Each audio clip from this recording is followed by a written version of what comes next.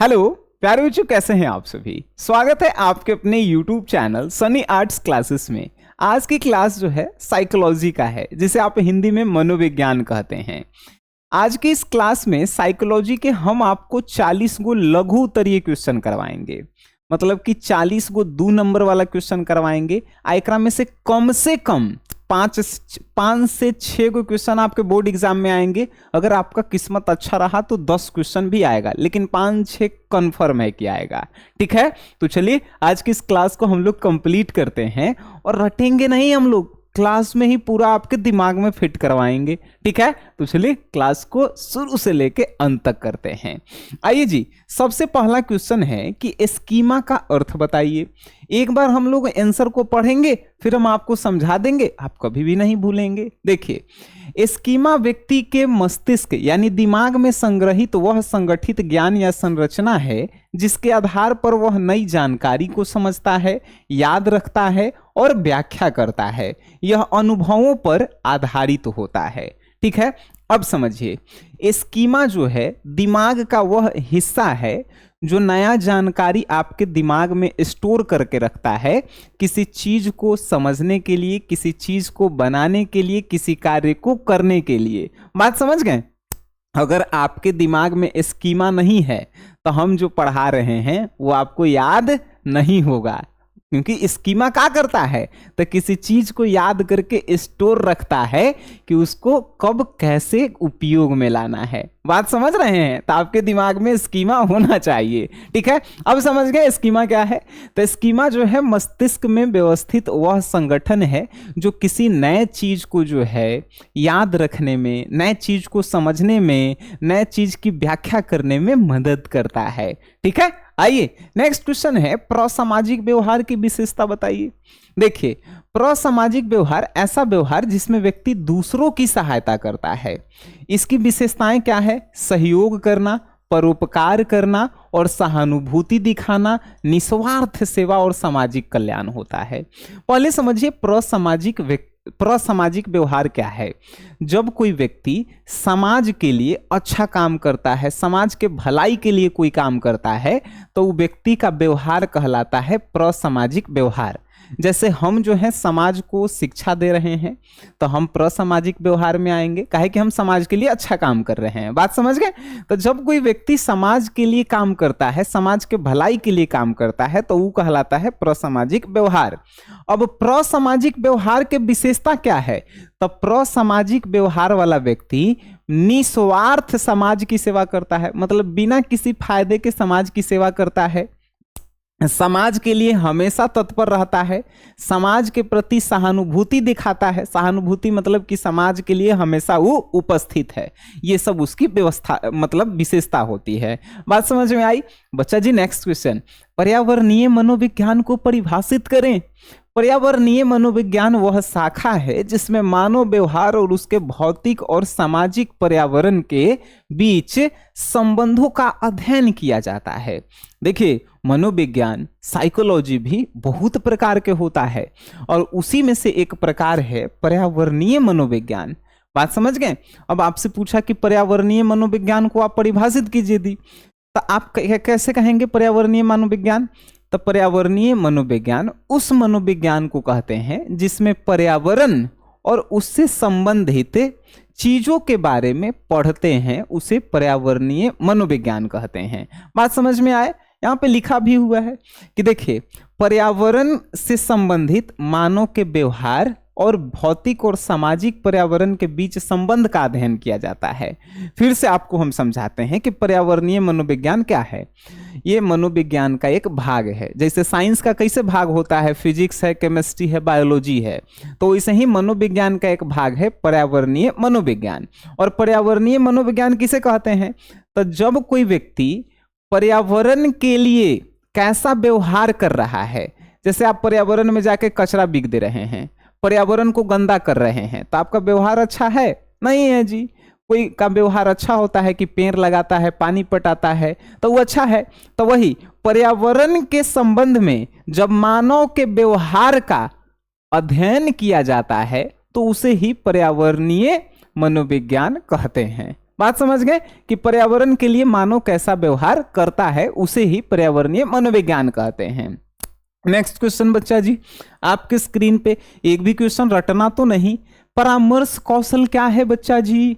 परामर्श कौशल जानते हैं क्या होता है?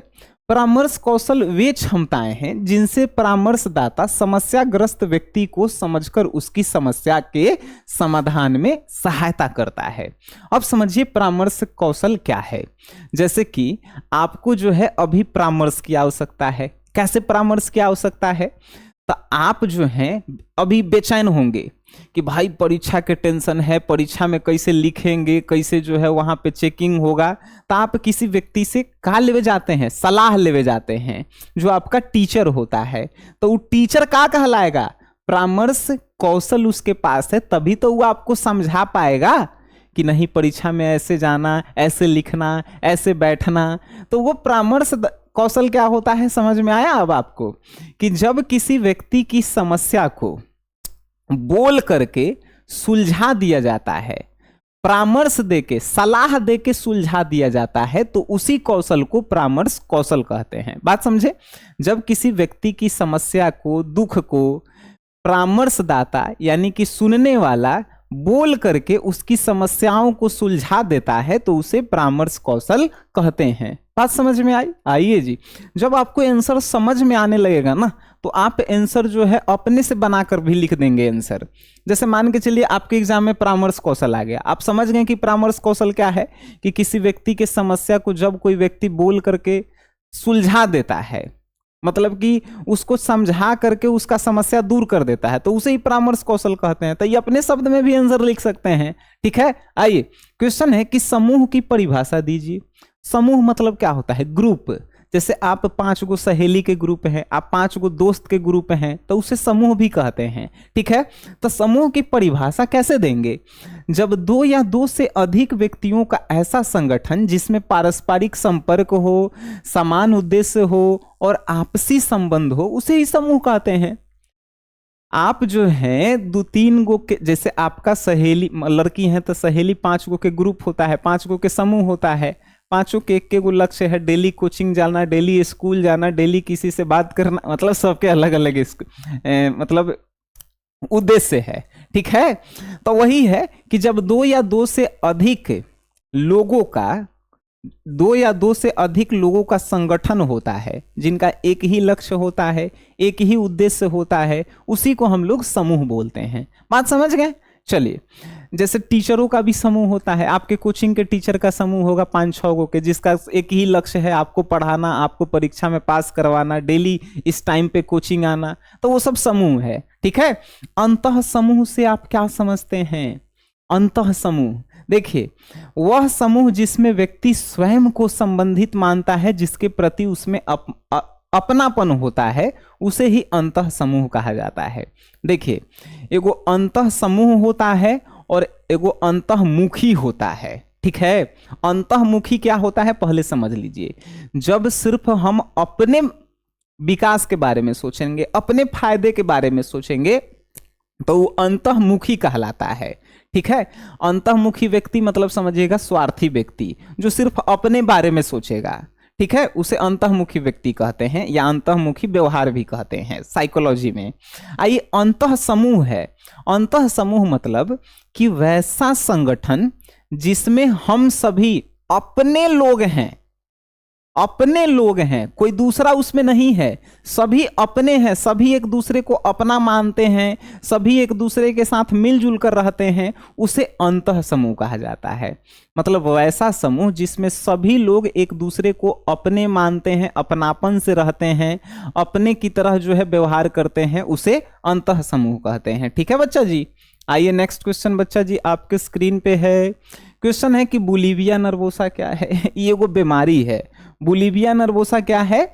एगो बीमारी है। अभी कैसा बीमारी है? यह एक ऐसा भोजन संबंधी विकार है जिसमें व्यक्ति बार बार अधिक भोजन करता है और फिर जो है वजन घटाने के लिए अस्वस्थ जो है उपाय अपनाता है। देखिए, बुलिविया नर्वोसा क्या है समझिए। कोई कोई गांव में देखे होंगे, चाहे घरे में आदमी देखे होंगे, कुछो खा लेता होगा, मतलब उसको कुछो दे दीजिए, खाली खा ही ला जन्म में लिया है, कुछो खा लेता होगा।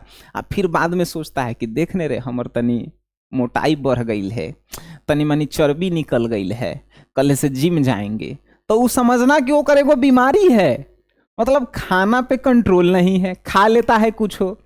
जब उसको जो है खाना खा लेता है, रात में सोचता है कि अरे हमर तो मोटाई घट बढ़ रहा है, पतलाई बढ़ रहा है, तो हमर चर्बी निकल रहा है, तो हमको कल से जिम जाना चाहिए, कल से दौड़ना चाहिए। तो ओकरा एगो बीमारी है, जिस बीमारी का नाम है बुलिविया नर्वोसा।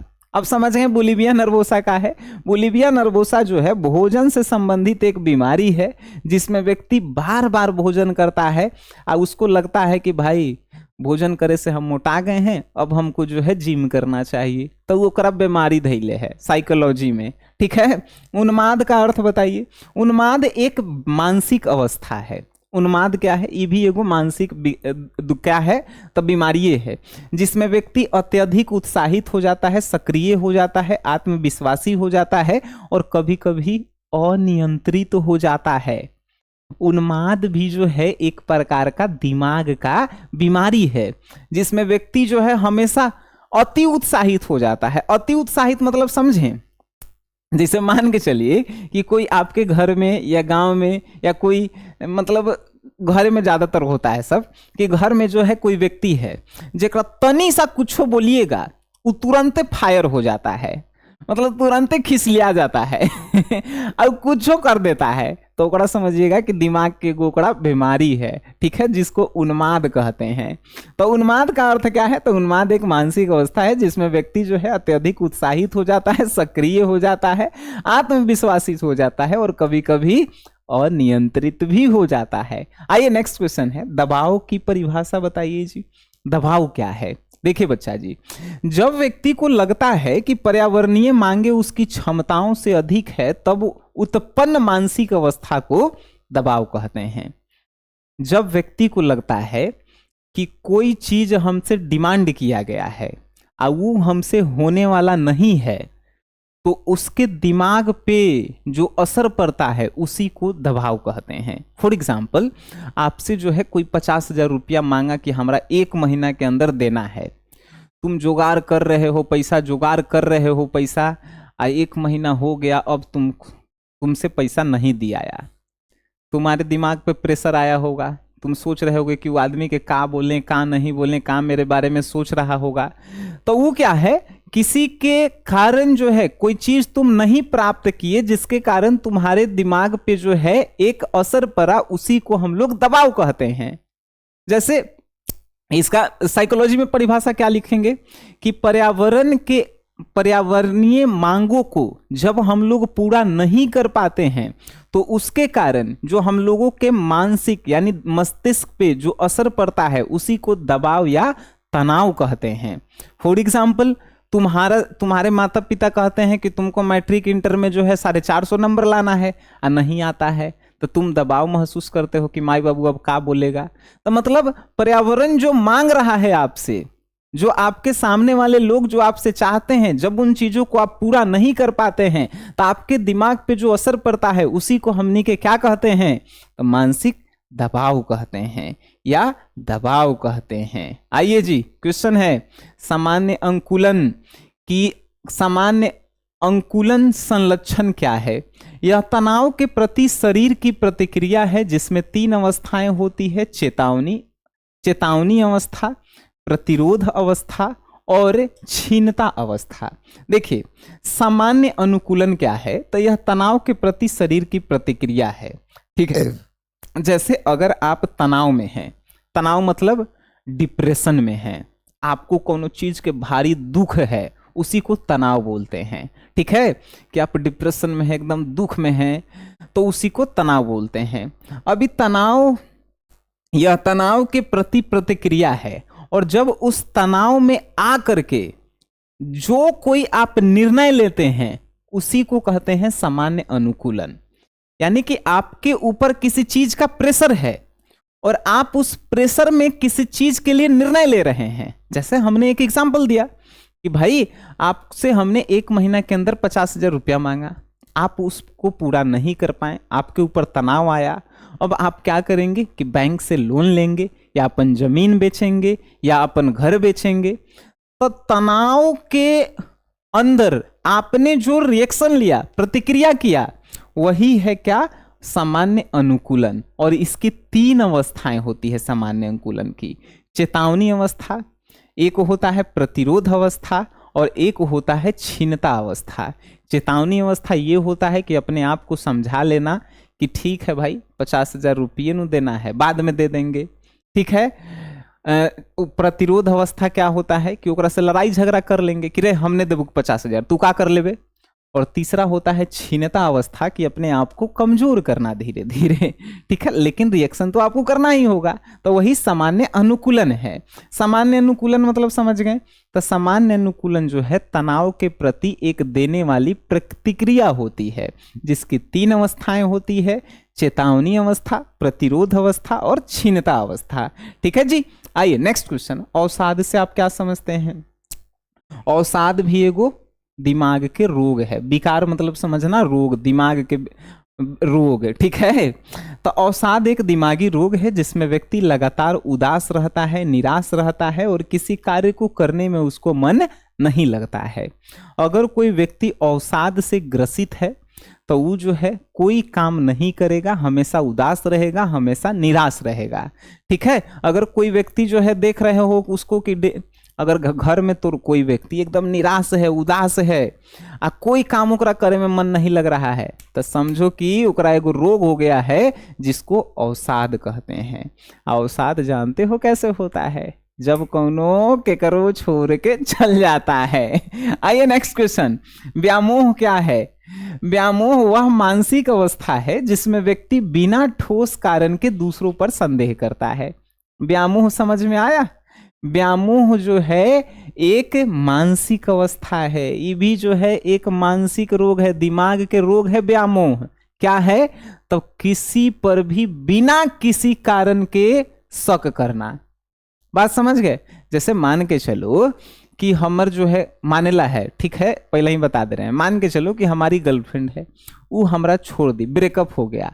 अब हम बिना कोनो सबूत नहीं है मेरे पास, फिर भी जो है हम अपन दोस्त पे शक कर रहे हैं कि उहे ओकरा छोड़ैले होगा बिना, तो समझना कि हमारे दिमाग में एगो रोग है क्या? व्यामोह। बात समझ गए? कि बिना किसी के खिलाफ सबूत होते हुए भी किसी के ऊपर शक करना व्यामोह का लक्षण है। व्यामोह एक मानसिक विकार है, रोग है, ठीक है। चलिए आइए नेक्स्ट क्वेश्चन आपके स्क्रीन पे बच्चा जी। क्वेश्चन है बुद्धि क्या है? बुद्धि बताओ जी, बुद्धि क्या है? तो बुद्धि एक व्यक्ति की सीखने, तर्क करने, समझने और समस्या समाधान करने की एक मानसिक क्षमता है। बुद्धि क्या है जी? तो बुद्धि एक व्यक्ति को जो है क्या करता है? सिखाता है, समझाता है, तर्क करता है और उसके बाद जो है उसको आगे बढ़ाता है। तो हम कह सकते हैं कि बुद्धि जो है समझने की, तर्क करने की, ज्ञान देने की, समस्या को सुलझाने की एक दिमागी शक्ति है जिसे मानसिक क्षमता बोलते हैं। बुद्धि क्या है? किसी चीज को समझने, बोलने, तर्क करने और समाधान करने की एक शक्ति है। बात समझ गए? Very good. आइए साक्षात्कार का अर्थ बता सकते हैं आप? साक्षात्कार मतलब होता है इंटरव्यू। साक्षात्कार क्या होता है? साक्षात्कार एक विधि है जिसमें प्रश्न उत्तर के माध्यम से जानकारी जो है एकत्र की जाती है। बात समझ गए? साक्षात्कार मतलब इंटरव्यू। तो साक्षात्कार क्या है? तो साक्षात्कार जो है एक विधि है जिसके तहत सामने वाला व्यक्ति सामने वाले व्यक्ति से प्रश्न पूछता है। मतलब एक व्यक्ति किसी दूसरे व्यक्ति से प्रश्न पूछकर उसकी सारी जानकारी इकट्ठा करता है, उसी विधि को साक्षात्कार कहते हैं। साक्षात्कार क्या है? साक्षात्कार एक विधि है जिसमें एक व्यक्ति किसी दूसरे व्यक्ति से प्रश्न के माध्यम से पूछता है और उसके बारे में सारी जानकारी इकट्ठा करता है, उसी विधि को साक्षात्कार कहते हैं। ठीक है जी। नेक्स्ट क्वेश्चन, आत्मसंपत्ति से आप क्या समझते हैं? आत्मसंपत्ति क्या है? आत्मसंपत्ति व्यक्ति की स्वयं के बारे में बनी धारणाओं और विश्वासों का समुच्चय है। देखिए, आत्मसंपत्ति मतलब अपने बारे में सोचना और अपने बारे में कोई धारणा बनाना ये आत्म संपत्ति है। जैसे मान के चलिए आदमी नहीं सोचता है, आप भी कभी सोचते होंगे कि नहीं हम ये दुनिया के सबसे तेज आदमी हिया, हमरा से अच्छा कोई बढ़िया नहीं पढ़ा सकता है। तो ये अपने अंदर हमने सोचा कि हम सबसे तेज हैं, हमरा से अच्छा कोई नहीं पढ़ा सकता है। तो ये अपने अंदर सोचना और अपने ही धारणा बना लेना। कोई नहीं कह रहा है कि तुम सबसे बढ़िया पढ़ाते हो, लेकिन हम कह रहे हैं अपने सोचे कि हम बहुते विद्वान हैं और हम सबसे बढ़िया पढ़ा रहे हैं, तो अपने ही सोचे और अपने जो है तारीफों कर रहे हैं। तो ये आत्मसंपत्ति है। कोई कोई लड़की नहीं सोचती है कि अरे नहीं हम गांव के सबसे सुंदर हैं और हमरा देख के लड़का पगला जाता है सब। तो मतलब ओकरा कोई नहीं कह रहा है कि तू सुंदर है, चाहे तोरा देख के कोई पगला जाता है, वो अपने सोच रही है कि अरे हम सुंदर हैं, हमरा देख के लड़का तो एकदम पागल हो जाता है। तो अपने बारे में सोचकर अपने ही धारणा बनाना आत्मसंपत्ति है। बात समझ गए? आइए व्यक्तित्व की परिभाषा दीजिए। व्यक्तित्व की परिभाषा सिंपल सी भाषा में दीजिएगा कि व्यक्तित्व व्यक्ति के व्यवहार, विचार और भावनाओं का वह विशिष्ट संगठन है जो उसे दूसरों से अलग बनाता है। बात समझा कि नहीं समझा? व्यक्तित्व की परिभाषा दीजिए। तो जब व्यक्ति के व्यवहार, व्यक्ति के विचार और व्यक्ति के भावना को जब हम लोग जो है सोचकर समझकर उसके बारे में जब हम कोई धारणा बनाते हैं तो वो उसका व्यक्तित्व कहलाता है। जैसे कोई रोड पर हमने कोई पागल को देख लिया कि एकदम फटल चिटल कपड़ा पहन ले है, मतलब जैसे तैसे बोल रहा है। मतलब कोई व्यक्ति को आप देखिए क्या कह रहे हैं, कोई व्यक्ति को देख रहे हैं कि एकदम मूरी झुका के चलता है, साफ सुथरा कपड़ा पहनता है, कोई से कुछ नहीं बोलता है, तो आपके मन में उसका क्या व्यक्तित्व बना कि नहीं वो एकदम सीधा व्यक्तित्व का है।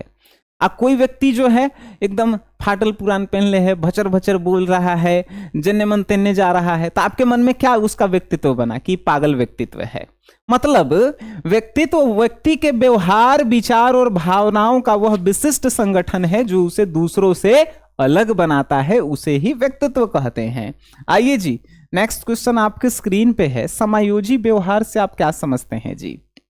देखिए समायोजी व्यवहार से हम यह समझते हैं कि परिस्थितियों के अनुसार अपने व्यवहार में उचित परिवर्तन करने की क्षमता को समायोजी व्यवहार करते हैं। समायोजी व्यवहार से आप क्या समझते हैं? तो आप कहिएगा कि समायोजी व्यवहार से हम यह समझते हैं कि परिस्थिति के अनुसार अपने आप को ढाल लेना।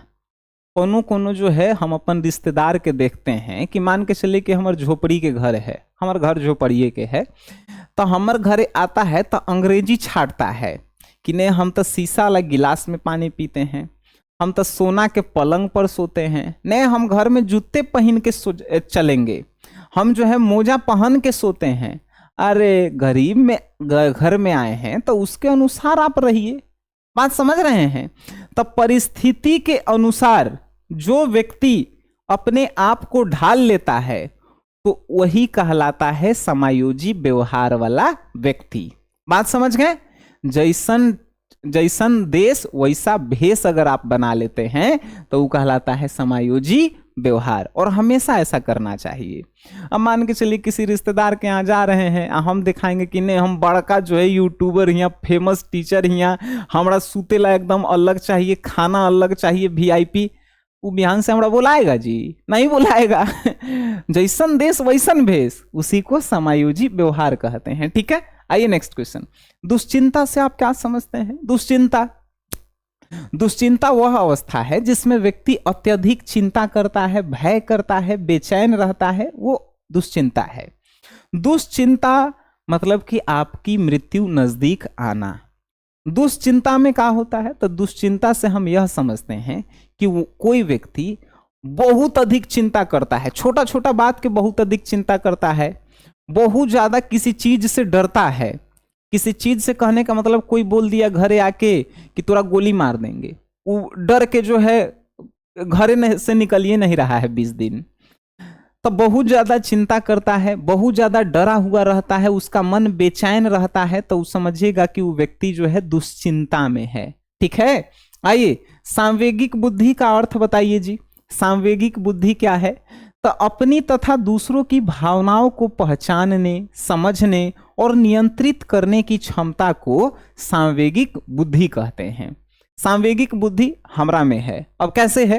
तो हम बच्चा को देख करके जो है पहचान जाते हैं, समझ जाते हैं कि उस व्यक्ति के साथ हमको कैसा व्यवहार करना चाहिए।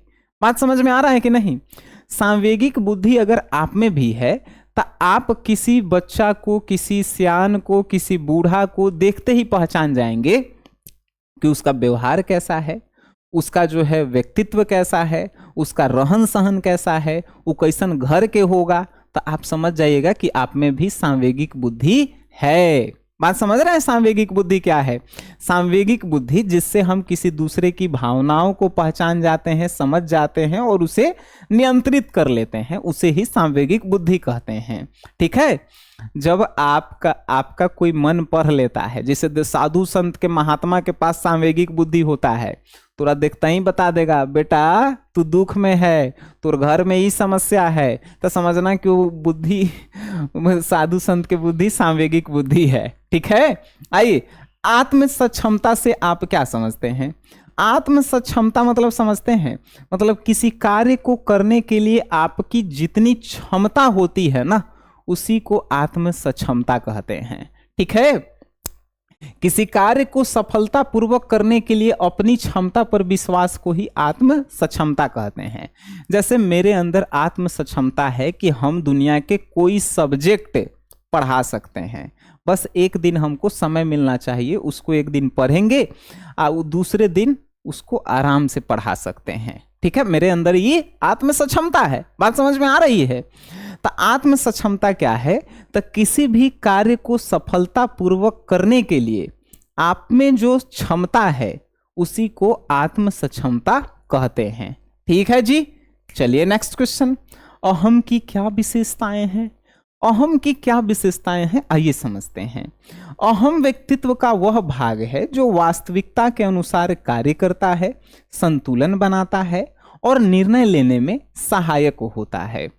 अहम व्यक्तित्व मतलब समझते हैं, अहम व्यक्तित्व मतलब वह व्यक्ति जो अपने ऊपर पूरा भरोसा करता है, अपने ऊपर उसको जो है विश्वास होता है कि हम कोई भी काम कर सकते हैं। ठीक है? तो उस व्यक्ति को अहम व्यक्तित्व कहते हैं। ठीक है? और अहम व्यक्तित्व का जो है विशेषता क्या है? तो वह वास्तविकता के अनुसार कार्य करता है, जो वास्तव में काम होता है उसको करता है, संतुलन बना करके रखता है। मतलब संतुलन, ना ही ज्यादा वो गंदा व्यवहार करेगा और ना ही ज्यादा अच्छा व्यवहार करेगा, मतलब मीडियम में वो रहेगा। ठीक है? और निर्णय लेने में सहायक होता है। निर्णय मतलब कोई भी निर्णय लेता है, चाहे बिजनेस के हो चाहे कोई भी, तो एकदम सटीक निर्णय लेता है, वो हमेशा घाटा में नहीं जाता है। कौन? अहम व्यक्ति वाले विशेषता होती है। ठीक है? आइए जी, क्वेश्चन है बहिर्मुखी व्यक्तित्व। हम पूछे थे ना कि एगो अंतर्मुखी व्यक्तित्व होता है और एगो बहिर्मुखी व्यक्तित्व होता है। अंतर्मुखी व्यक्तित्व का होता है जो सिर्फ अपने भलाई के बारे में सोचता है, जो सिर्फ अपने फायदा के बारे में सोचता है, उस व्यक्ति को अंतर्मुखी व्यक्तित्व कहते हैं। अब बहिर्मुखी व्यक्तित्व उसे कहते हैं जो सामाजिक व्यक्ति होता है, जो समाज के काम में सक्रिय होता है, जो समाज के भलाई के बारे में सोचता है, समाज के लिए सोचता है, समाज के लिए काम करता है, उसे बहिर्मुखी व्यक्तित्व कहते हैं। ठीक है जी? आइए क्वेश्चन है, रूढ़ि युक्त किसे कहते हैं? रूढ़ि युक्त किसे कहते हैं? तो किसी समूह के प्रति बनी पूर्वधारिता और सामान्यकृत धारणा को रूढ़ि युक्त कहा जाता है। रूढ़ि युक्त मतलब समझिए, जैसे कि हम हिंदू धर्म के हैं और हमारे भाई लोग जो हैं मुस्लिम धर्म के हैं। ठीक है? मतलब बुरा नहीं मानना है, सिर्फ समझाने के लिए कि हिंदू धर्म के लोगों में जो है, मतलब समझाने के लिए सिर्फ कह रहे हैं, याद रखिएगा कि हिंदू धर्म के लोगों में जो है बस गया है कि अरे मुस्लिम हमर जो है दुश्मन है, सब वो सब हमारे देश के बर्बाद कर रहा है सब।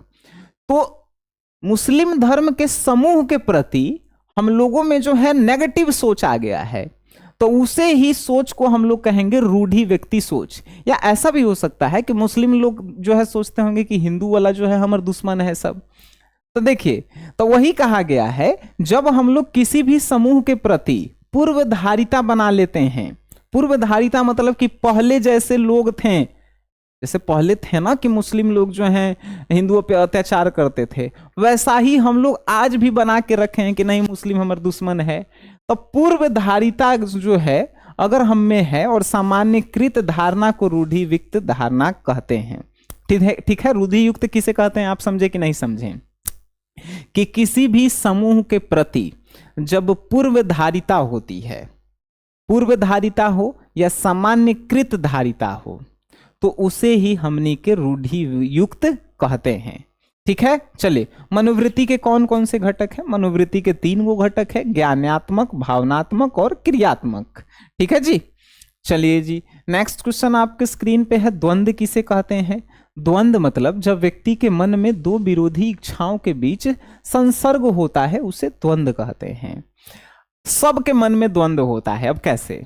जैसे हम ये क्लास शुरू कर रहे थे तो पहले हम सोचे कि साइकोलॉजी पढ़ाएं, फिर एगो मन में आया कि नहीं आज पढ़ाते हैं, कल पढ़ाएंगे, सरस्वती पूजा है। लेकिन फिर हम सोचे कि आज पढ़ा देते हैं, फिर हम सोचे कि अरे काहे आज पढ़ाएंगे। तो मतलब 2 गो चीज में हमारा दिमाग जो है का फसल था कि पढ़ाएं कि नहीं पढ़ाएं, पढ़ाएं कि नहीं पढ़ाएं। तो वो द्वंद्व कहलाता है। बात समझ गए कि जब व्यक्ति के मन में 2 गो विरोधी इच्छा के बीच संघर्ष होता है तो उसे द्वंद्व कहते हैं। जब व्यक्ति के मन में 2 गो इच्छा आ जाता है और दोनों में वो फैसला नहीं कर पाता है कि आखिर हम करें का, तो उसे द्वंद्व कहते हैं। ठीक है, लेकिन हम द्वंद्व तुरंत उसका सॉल्यूशन कर देते हैं। आपको भी करना चाहिए, जो काम आए तुरंत करिए, द्वंद्व खत्म। ठीक है, आइए नेक्स्ट क्वेश्चन, सृजनात्मकता के तत्वों की चर्चा करें। भाई सृजनात्मकता होता क्या है? तो सृजनात्मकता होता है किसी चीज की शुरुआत। ठीक है, अब इसके प्रमुख तत्व क्या है? तो आप कहेंगे प्रवाहिता है, लचीलापन है, मौलिकता है और विस्तार है। ठीक है, सृजनात्मकता के निम्नलिखित तत्व हैं। कौन कौन? प्रवाहिता, लचीलापन, मौलिकता और विस्तार। आइए जी, धनात्मक स्थानांतरण क्या है? धनात्मक स्थानांतरण क्या है इसको समझिए। जब पूर्व सीखी गई जानकारी नई सीखने की प्रक्रिया में सहायता करती है तो उसे धनात्मकता स्थानांतरण कहते हैं। यानी कि 5-10 साल पहले हमने के क ख ग घ पढ़े थे, क ख ग घ जो 10 साल पहले हम लोग पढ़े थे आज हमनी के किताब पढ़ने में मदद करता है। तो जो पहले आप सीखे थे वो अगर आज जो है आपकी मदद कर रहा है तो उसे ही का हमनी के कहते हैं धनात्मकता स्थानांतरण। यानी कि पहले सीखी गई जानकारी नई सीखने वाली जानकारी में जब मदद करती है तो उसे ही हम लोग क्या कहते हैं? धनात्मकता स्थानांतरण। ठीक है बच्चा जी, क्वेश्चन आपके स्क्रीन पे, प्रतिबल दूर करने के जो है 3 गो उपाय। प्रतिबल मतलब जानते हो क्या? वही तनाव, दबाव। ठीक है, यानी आप डिप्रेशन में हैं तो उसको दूर करने के क्या उपाय होने चाहिए? तो 3 गो उपाय। प्रेरणा बढ़ाना चाहिए, उसको मोटिवेट करना चाहिए, निरंतर अभ्यास करना चाहिए, उसको जो काम में सफल असफल हो रहा है। तनाव कैसे होता है? वो फेल हो जाता है कोई परीक्षा में, कोई चीज में, कोई काम में, तो उसको तनाव होता है। तो पहले तो उसे मोटिवेशन दो और उसको कहो कि वो काम लगातार करते रहो, सफल हो जाएगा। तीसरा, सकारात्मक सोच विकसित करना, उसके मन में जो है सकारात्मकता लाइए। सकारात्मकता कैसे लाएंगे? उसको घूमने के लिए कहिए, उसको जो है काम करने के लिए कहिए, उसको जो है अच्छा चीज सोचने के लिए कहिए। तो प्रतिबल दूर करने के लिए प्रेरणा बढ़ाइए, निरंतर अभ्यास कीजिए और सकारात्मक सोच विकसित कीजिए। 29 नंबर क्वेश्चन है कि द्वितीय समूह क्या होता है बच्चा जी?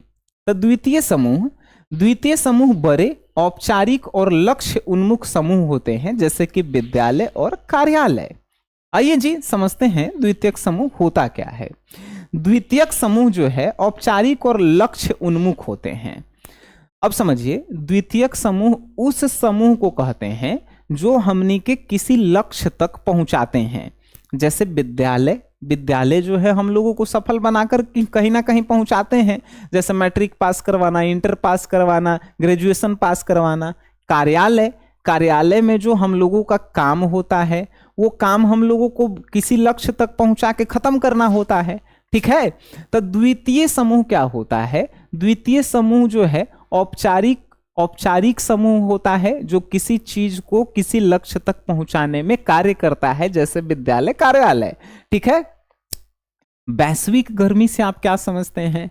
वैश्विक गर्मी क्या होता है, या वैश्विक ताप कहीं कहीं लिखल रहेगा, वैश्विक ताप भी लिखल रहेगा। ठीक है। तो पृथ्वी के औसत तापमान में दीर्घकालिक वृद्धि को वैश्विक तापमान कहते हैं। अगर पृथ्वी का तापमान जो है औसत से ज्यादा बढ़ गया और लंबा समय तक रह रहा है तो उसे हमनी के क्या बोलेंगे? तो उसे हमनी के वैश्विक गर्मी या वैश्विक ताप बोलेंगे। ठीक है।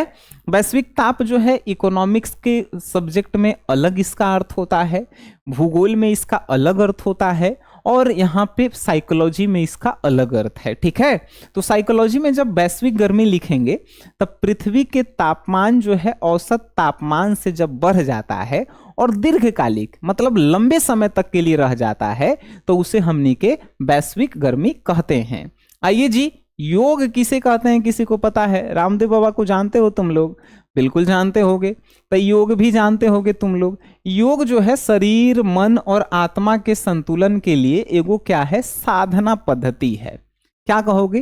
तो योग जो है शरीर, आत्मा, दिमाग को स्वस्थ रखने के लिए जो है एक पद्धति है, मतलब एक नियम है।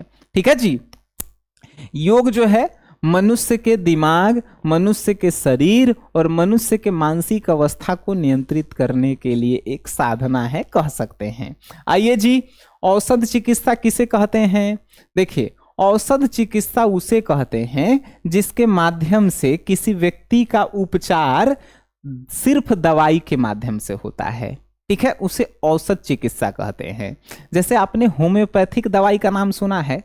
होम्योपैथिक दवाई में कोई भी चीर फाड़ नहीं होता है, सिर्फ आपको दवाई देगा 6 महीना के, 1 साल के, 2 साल के, लेकिन दवाई से आपका रोग दूर कर देगा। तो उहे कहलाता है औषध चिकित्सा, यानी कि वैसी चिकित्सा जिसमें दवाओं के माध्यम से रोगी की समस्या को दूर किया जाता है, उसे ही औषध चिकित्सा बोलते हैं। ठीक है, कोई चीर फाड़ नहीं, सिर्फ दवाई, कोई अल्ट्रासाउंड नहीं, कोई एक्सरा नहीं, सिर्फ दवाई। ठीक है। चलिए, सामाजिक संज्ञान से आप क्या समझते हैं जी? सामाजिक संज्ञान क्या होता है समझिए। दूसरों के व्यवहार, भावनाओं और इरादों को समझने की मानसिक प्रक्रिया को ही सामाजिक संज्ञान कहते हैं। तो हमरा देखे से पीछे भी पढ़े हैं क्या कि दूसरों के व्यवहार को जब समझ जाते हैं, भावना को और उसके इरादों को समझ जाते हैं, तो वही कहलाता है मानसिक प्रक्रिया को सामाजिक संज्ञान कहते हैं। समझिए, दूसरे के व्यवहार समझना, दूसरों के जो है बुद्धि को समझना और दूसरों के बारे में देख करके जान जाना, वही कहलाता है क्या? सामाजिक संज्ञान। ठीक है जी। दूसरों के व्यवहार, भावना और इरादों को समझने की मानसिक प्रक्रिया को ही सामाजिक संज्ञान कहते हैं। बताइए जी, अच्छा स्वास्थ्य से आप क्या समझते हैं? देखिए, अच्छा स्वास्थ्य से हम यह समझते हैं कि जब कोई व्यक्ति शारीरिक रूप से, मानसिक रूप से स्वस्थ होता है तो उसे जो है हमनी के अच्छा स्वास्थ्य कहते हैं। अब ये नहीं कि हम शरीर से पूरा स्वस्थ हैं और दिमाग में हमारा उल्टा सीधा चल रहा है, तो आप स्वस्थ व्यक्ति नहीं हैं। बात समझ में आ रहा है? आप शारीरिक रूप से मतलब शरीर में कोई रोग नहीं होना चाहिए, दिमागी रूप से मतलब मानसिक रूप से कोई रोग नहीं होना चाहिए। जैसे कौन कौन रोग है? तनाव हो गया, द्वंद्व हो गया, दबाव हो गया, ये सब दिमागी रोग है। ठीक है। तो शारीरिक रूप से, मानसिक रूप से और सामाजिक रूप से जब आप स्वस्थ होते हैं तो उसे ही अच्छा स्वास्थ्य कहते हैं। शारीरिक रूप मतलब शरीर में कोई बीमारी नहीं, मानसिक रूप मतलब कि दिमाग में कोई बीमारी नहीं, और सामाजिक रूप मतलब कि समाज में सब व्यक्ति आपको अच्छा समझते हो, मतलब 100 गो में से 90 गो आदमी आपको अच्छा कहते हो, 10 गो तो ऐसा हूँ कभी भी आपका खिलाफे रहेगा। ठीक है। तो अच्छा स्वास्थ्य मतलब कि कोई व्यक्ति सामाजिक, शारीरिक और मानसिक रूप से स्वस्थ हो तो उसे ही अच्छा स्वास्थ्य कहते हैं। आइए जी, आक्रामकता का अर्थ समझिए। आक्रामकता जो है क्या है जी? तो ऐसा व्यवहार जिसमें व्यक्ति दूसरों को शारीरिक या मानसिक हानि पहुंचाने का प्रयास करता है, उसी को आक्रामकता कहते हैं। आक्रामकता क्या? गांव में लड़ाई होता है, निकाल बांस रे, निकाल तलवार रे, निकाल बंदूक रे, मार दे, गोली मार दे, खत्म कर दे। वो आक्रामकता है। ठीक है, मतलब ऐसा व्यवहार जिसमें किसी दूसरे व्यक्ति को आप हानि पहुंचाने के बारे में सोच रहे हैं, दूसरे को मारने के बारे में सोच रहे हैं, वही है आक्रामकता। ठीक है, चलिए नेक्स्ट क्वेश्चन है बच्चा जी, परामर्श कौशल। अरे पीछे पड़े हैं परामर्श कौशल हम लोग, कि परामर्श कौशल क्या है? जब व्यक्ति के समस्या को जो है सलाह दे करके सुलझा दिया जाता है, उसी को परामर्श कौशल कहते हैं। आइए, विभ्रम क्या है जी? तो बिना किसी बाहरी उद्दीपन के होने वाला झूठा संवेदात्मक अनुभव विभ्रम कहलाता है। विभ्रम मतलब समझते हो? किसी को भ्रम में डालना, किसी को भ्रम में डालना, यानी बिना किसी कारण के, बिना किसी कारण के, बिना किसी कोई काम हुए किसी को झूठ बोल करके उसको भ्रम में डालना ही विभ्रम कहलाता है। कोई कारण नहीं है, कोई कुछ नहीं हुआ है, फिर भी झूठ बोल के उसको भ्रम में हम डाल दिए तो वो विभ्रम कहलाएगा। ठीक है जी। आइए, मद्यपानता की परिभाषा बताइए। मद्यपानता क्या होता है? जब शराब पर शारीरिक और मानसिक निर्भरता की अवस्था को मद्यपानता कहते हैं। मतलब आपका शरीर बिना दारू गांजा सिगरेट के नहीं मान रहा है। आपका शरीर अगर मान गया तो आपका दिमाग नहीं मान रहा है, तो आप समझिए कि मद्यपानता के शिकार हैं। कोई कोई आदमी के देखे हैं आप? हमारे गांव में ढेर है सब, जिसको स्माइकर बोलता है सब, जिसको गंजेरी बोलता है सब, जिसको पियक्कर बोलता है सब। सुबह शाम उसको चाहिए, अगर नहीं चाहिए, नहीं अगर उसको देता है सब, तो वो बीमार हो जाता है, वो कोनो से लड़ाई कर लेता है। ठीक है, तो जब आप शरीर और दिमाग से पूरा नशा के ऊपर जो है आश्रित हो जाते हैं, तो उससे कहते हैं मद्यपानता। ठीक है, कि बिना उसके आप जिंदा नहीं रहेंगे। मानसिक मंदता क्या है? मानसिक मंदता क्या है? मतलब कि औसत से कम बुद्धि होना। जैसे लड़की लोगों का थोड़ा सा कम होता है, अरे मजाक कर रहे हैं। ठीक है, आइए, औसत से कम बुद्धि स्तर और समायोजन क्षमता की कमी को मानसिक मंदता कहते हैं। मानसिक मंदता मतलब क्या होता है? कि सब व्यक्ति का समान बुद्धि नहीं होता है, लेकिन औसत से मान के चलिए कि एगो आदमी के जो है एवरेज बुद्धि जो है 40 होना चाहिए। मानेला है, हमारा कंफर्म नहीं पता है कितना होना चाहिए। ठीक है, तब मानना है कि एक व्यक्ति का बुद्धि जो है 40 होना चाहिए, लेकिन अगर सबके 40 है, कोई के जो है 36 है, 35 है, 30 है, तो औसत से कम बुद्धि होना ही क्या कहलाता है? मानसिक मंदता कहलाता है। ठीक है, चलिए नेक्स्ट क्वेश्चन बच्चा जी, आपके स्क्रीन पे क्वेश्चन है। क्वेश्चन है पराहम क्या है? देखो, अहम क्या था? तो अहम जो व्यक्ति जो है सोच समझकर काम करे, जो व्यक्ति अपने विकास के लिए काम करे, जो व्यक्ति सही निर्णय ले, वो अहम था। लेकिन पराहम क्या है? तो पराहम व्यक्तित्व जो है वह भाग है जो नैतिकता, आदर्श और सामाजिक नियमों का प्रतिनिधित्व करता है। पराहम वाला व्यक्ति वह है जो नैतिकता हो, नैतिकता मतलब कि समाज में उसका मान सम्मान हो, सामाजिक नियमों का पालन करता हो, जो किसी का आदर्श बना हुआ हो। जैसे एक शिक्षक को आप कह सकते हैं कि समाज के नियम का पालन करता है, वो बच्चों का आदर्श होता है, उसमें सामाजिक समझ होती है, तो वो पराहम वाला व्यक्तित्व है। ठीक है, अब बच्चा जी आपके मन में एगो प्रश्न आया कि नहीं आया कि क्या इसका पीडीएफ नोट्स मिलेगा? इसके अलावा भी आपके कोई सब्जेक्ट होंगे, जैसे हिस्ट्री, साइकोलॉजी, ज्योग्राफी, और भी कोई सब्जेक्ट होंगे, होम साइंस, सोशोलॉजी, तो उसका अगर आपको नोट्स चाहिए और आपकी परीक्षा में 2-4 दिन भी है, तो हम कहेंगे कि SGS क्लासेस ऐप आप डाउनलोड कर लीजिए। एकरा में जो है आर्ट्स के जो है कितना के है भाई जी? 249 रुपए के क्रैश कोर्स है, इसको खरीद लीजिए, आपका डर दूर हो जाएगा। काहे डर दूर हो जाएगा?